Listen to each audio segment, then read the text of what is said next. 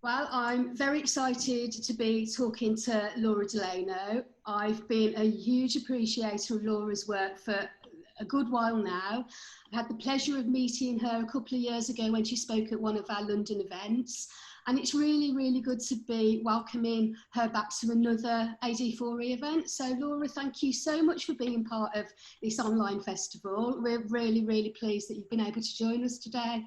Thanks so much, Joe, and to all your fellow organizers. It's an honor to be here.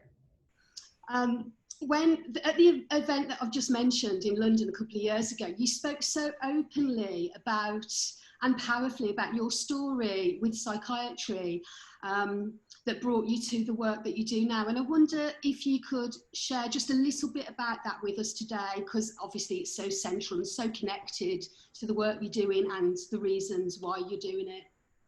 Sure. I met the mental health system as a kid. I was 13, and I was having what I now see was kind of an existential crisis. I didn't know who I was anymore. I found myself in this society with all of these different systems I was a part of that suddenly didn't make sense to me. You know, school pressures and pressures around what it means to be a girl and all of these things. And I really kind of lost it, I guess you could say. And my parents ended up not knowing what to do. They were scared. So they sent me to a therapist, and that began what ended up being a 14-year relationship for me, really, with the mental health system. And I was quickly diagnosed bipolar, basically because I was having intense anger and irritability, which they classified as mania. And then depression and depressed symptoms and cutting myself and thinking about suicide. And, as a teenager, I tried to reject that I knew in my instincts at that time that this was a profound insult to my humanity and that I was actually rightful in my emotions and that the systems around me were the problem. But I eventually just kind of gave in and really bought into that diagnosis and all of the medications, and it really became who I was for a long time. And the more I bought into this idea that I was sick and needed to rely on doctors and hospitals and pills, the more my life fell apart for many years. And I just slowly over time lost my physical health. I lost my ability to maintain friendships and have relationships, and really the diagnosis itself became a self-fulfilling prophecy for me. I was told, you're going to have these ups and downs. You really won't be able to control them yourself. You'll need to rely on us, these doctors and pills to do it for you. And this is a disease. It's incurable. You have your best attempt at anything really is to manage it. And my life just became that and slowly lost all of its meaning. And eventually I reached the point where killing myself really was the only logical thing I could think of to do, because it was just an unbearable way to be in the world, just constantly feeling sick and broken and unable to take care of myself and work and be a part of society in any meaningful way. And it eventually, I ended up having what I think of as kind of an awakening, you could say, where I stepped back from that story and realized, what if everything I've come to believe about myself isn't actually true? What if I actually could live a different kind of life and I could free myself from these diagnoses and these pills? And that was 10 years ago. Actually, this month really was kind of the pinnacle of that time for me. And ever since, I've been just like figuring out who I am in the wake of all those meds that I ended up coming off of and all those diagnoses I let go of. And yeah, and I feel very lucky to have this second chance at a life, really. Thank you so much, Laura, for sharing that. And I remember you talking about that awakening, that around a real particular memory that involved a book. Can you say a little bit about that? Because it's such a great story. It's fantastic to hear. Sure. Yeah, so this was in the spring of 2010. I was going to day treatment at hospital basically, and I was in a program for people labeled borderline, and it was just such a degrading experience to go there every day and sit in these groups. And I was starting to have these experiences that forced me to kind of call into question the power that all of these mental health professionals had over me, involving being coerced into a psychiatric ward and having my therapist call the police on me. If all a series of things had happened that had kind of stirred up outrage in me, and for the first time. And then soon after, I found myself in a bookstore and wandering around the aisles, and there, right on the new releases display, was this book with this cover of a head, a phrenology head with all the little drawn compartments in it. And in each compartment was a different psychiatric drug name. And I'd been on almost each of those drugs. And I was like, what is this book? And it was called Anatomy of an Epidemic by a science journalist named Robert Whitaker. And I just felt called to buy it. And I didn't even really know why. And I hadn't read a whole book in a long time, because I was on 5 medications. And basically my brain just wasn't working too well.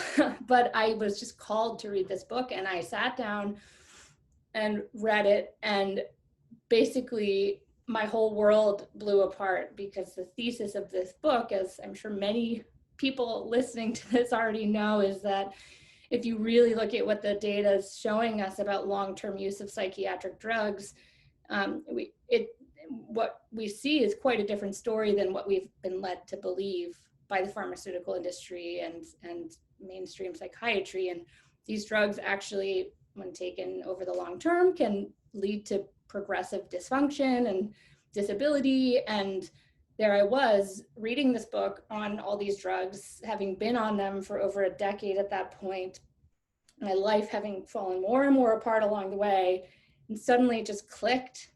And I was basically like, holy shit, what if it hasn't been my so-called illness this whole time that's been making me sick, but the treatment itself? And that really was terrifying. It was confusing. I couldn't accept it at first. It was just almost too much to face. But when I did, and I really embraced that possibility, it became kind of my catalyst to fuel me to find out who I could be off of these drugs, which of course took many years for me to heal from. So I'm very grateful to that book and to Bob. I know I'm not the only one. Absolutely, it's great to hear, and I can vouch for what a powerful book it is, and we're going to be hearing from Bob later, so that's exciting. I'm glad it was life-changing for you, like it is for so many people. Laura, one of the reasons that we were really excited that you were going to be part of our event today was we thought it was a great opportunity for you to tell the people that are watching about your incredible work with the Inner Compass initiative. I personally know so many people who have been helped and supported through Inner Compass, and they've got access to crucial information that would be really difficult to find if it wasn't for you guys. So it'd be great if you could tell our audience a little bit about the Inner Compass initiative. Sure, and thanks so much for asking about it. Basically, about 4 years ago at this point, I was spending all day, every day, thinking about what people out there really need, really what I had needed at the time that I was a psychiatric patient that I didn't get. And, you know, I kind of summed it up as unbiased information about the drugs and the diagnoses and kind of the way that drugs are brought to market, the way that diagnoses come to be, and then trustworthy, safe information about how to come off of these drugs. Because I certainly didn't have either of those pieces of information, not when I first started the medications and got diagnosed back as a kid, nor did my parents. And then at the end, when I decided to come off of the drugs, I had no idea how to do it safely. I didn't even know that you needed to come off of these drugs slowly, that withdrawal was this big thing. So I got kind of obsessed with the idea of creating something that would freely provide people with all of this information. And I think perhaps most importantly, that would also help people find each other, whether they're on these drugs themselves trying to come off and they want to find other people who've come off of these drugs before them, whether they're a parent of someone who's stuck in the mental health system and they don't know what to do and they want to find other parents who've been there, or they're a critically minded practitioner who feels alone in their workplace and they want to find others who are thinking similarly. I knew and I know today there's so many of us out there, but it's often hard to find each other, especially at the local level in our neighborhoods and communities. And so I was lucky enough to receive a seed grant from a foundation that helped me and my colleagues bring to life this organization, Intercompass Initiative. And the name comes really from this I think, at the heart of what I think leaving the mental health system behind is all about, which is reconnecting with a sense of trust in yourself and a sense of faith in your own innate wisdom and capacity to know what you need in your life, which I think the system can take from us so often.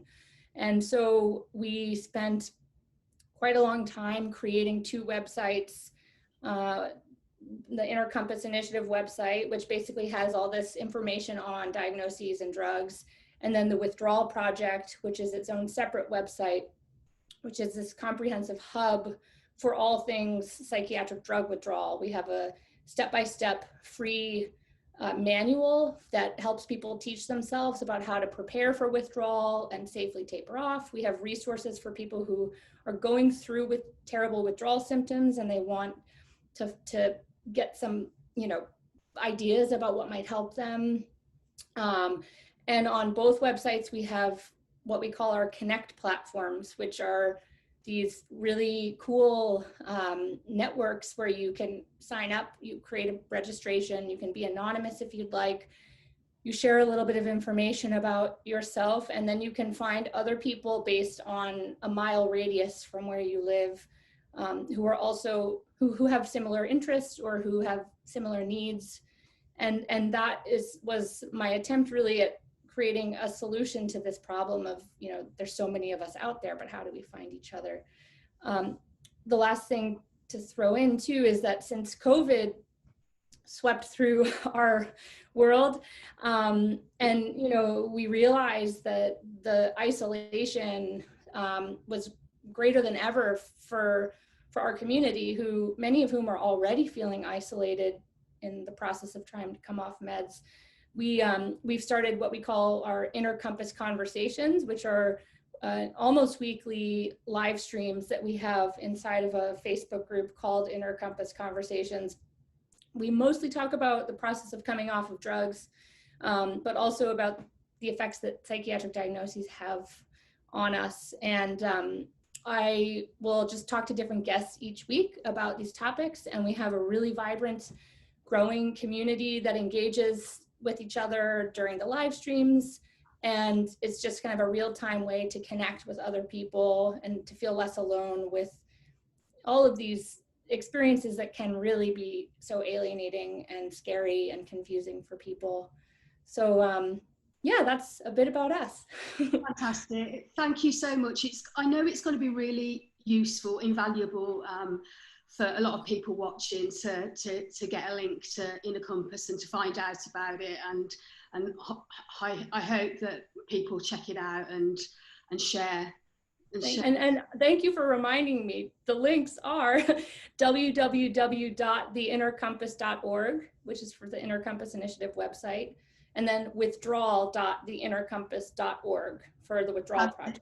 And in case people don't remember that, we'll make sure that we put it out there with our information after the event as well. So no, that's brilliant.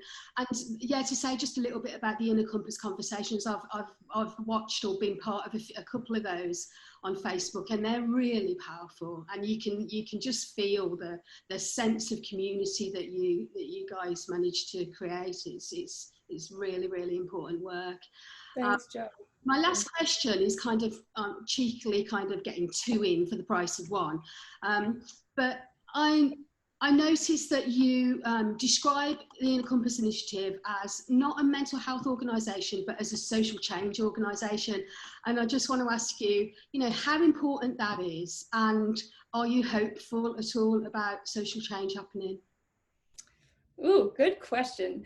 I think, yeah, so it was really important to me that we frame ourselves in this broader way as a social change organization, because I think in my own journey, once I began to question the mental illness model, I still found myself for quite a while very invested in the mental health model. You know, I said to myself, okay, I've learned that these diagnoses are BS, basically. I don't have a chemical imbalance. There's nothing wrong with my brain. Fantastic. But I still need to get myself happy and balanced and put together and high functioning. And that's the point of life. Like, I kind of stayed in that phase for a while of, you know, thinking about myself as, you know, in pursuit of mental health recovery, and, you know, like the end objective is to be normal. And it took me a while, but I eventually had kind of another aha awakening where I realized, you know, fuck that. You know, this idea that the objective to being alive is to be happy and balanced and all of that, you know, really that is a message that is propelled into our consciousness by the kind of consumer neoliberal world we live in, where we're all expected to fit into these boxes and to be good producers and consumers and this and that. And I think as I realized that my suffering and my struggle and my sometimes like non-ordinary ways of perceiving the world were actually very meaningful and had reasons and were sourced in kind of a socio-political context. And so I realized, you know, the concept of mental health is really just as problematic as the concept of mental illness in many ways. And so when Inner Compass Initiative came into the world, I wanted to make sure that we weren't putting ourselves out there as an organization that's in pursuit of mental health for all. To me, it's about transforming our societies so that we no longer are afraid of pain and afraid of difference and afraid of, you know, non-linear thinking and non-ordinary states of consciousness, where we see these as all parts of what it means to be human and as very meaningful, powerful, important facets of who we are. And so that is large, and that most importantly, perhaps, this is all rooted within a broader socio-political context, and that those of us who've been labeled mentally ill are often, you know, I think canaries in the coal mine, just calling out, whether we realize it or not, to say, you know, the way our world is going is not working. We're, you know, the economically and socially and politically, culturally, and we've got to do something about it. We have to listen to our pain instead of try to make it go away. So that's really at the heart of what we're all about. And I do feel optimistic. I mean, our times are dark in many ways and scary and incredibly, I think there's a lot of hopelessness out there, and there's a lot of anger and a lot of fear. But I do think that I just sense that in all these different ways, we are starting to really welcome that in and listen to it and take action in response to it. You know, I do worry that how, you know, with COVID, for example, the rates of people, you know, starting psychiatric drugs are skyrocketing, and everyone's talking about how, you know, oh, it's more mental illness since COVID. And I do worry about the medicalization and its power. But on the whole, I think people are starting to listen to their pain more and realize it's here for a reason.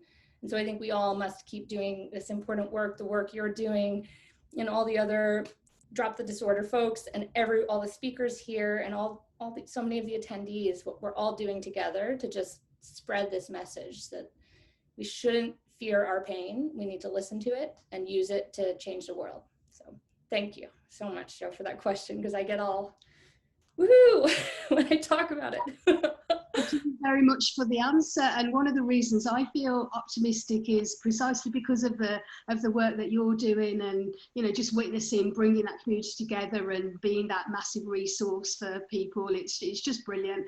And I just really want to thank you for being here today and being part of this event. Yeah, it's been really, really good to see you and connection. It's been a while, hasn't it? It has been a while, and thank you, Joe, for having me here today, and just for all the work that you're doing in bringing this conference together and everything else that you do. It's so important, and so many people's lives are affected by this. So thank you. Same right back, Laura, and I'll catch you soon. You take care. Great. You too. Bye. Bye.